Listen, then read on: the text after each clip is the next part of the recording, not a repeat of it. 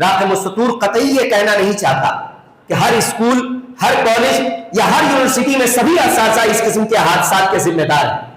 لیکن یہ بات بھی اپنی جگہ اٹل ہے کہ تقریباً ہر اسکول، ہر کالج یا ہر یونیورسٹی میں اس طرح کے چند اساتذہ بھی، معاف کر فرمائیں، اس قسم کے چند استاد بھی ضرور ملیں گے جو از خود یہ نہیں جانتے کہ آخر بچوں کو تعلیم کیسے دی جاتی ہے،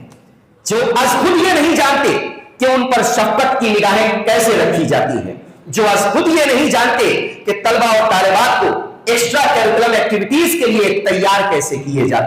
جاتے ہیں۔ ذرا آپ سوچئے، اگر ایسے حالات ہمارے سامنے ہیں تو بھلا کیسے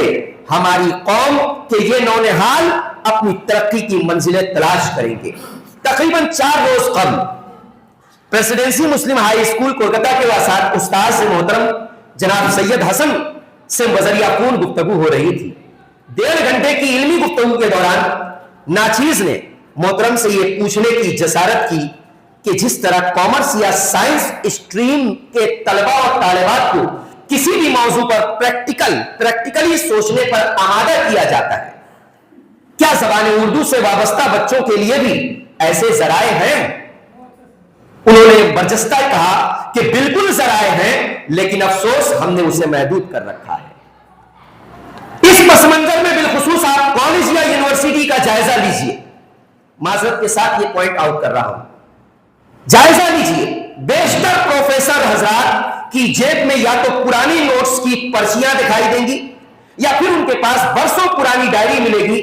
جس کے سہارے دوران تدریس وہ بچوں کو اپنے نوٹس لکھوا دیا کرتے ہیں۔ یہاں قابل غور مقام یہ ہے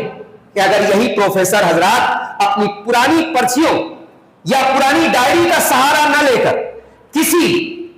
دیے گئے موضوع کا بار بار مطالعہ کرتے تو یقیناً ان کے سوچنے اور سمجھنے کی کیفیت میں دن بدن تبدیلیاں رونما ہوتی اور ہر بار ایک نیا پہلو سامنے نکل کر آتا۔ صرف یہی نہیں، بچوں کی ذہنی پرورش میں بھی ان کے اس رویے کا خاص اثر پڑتا اور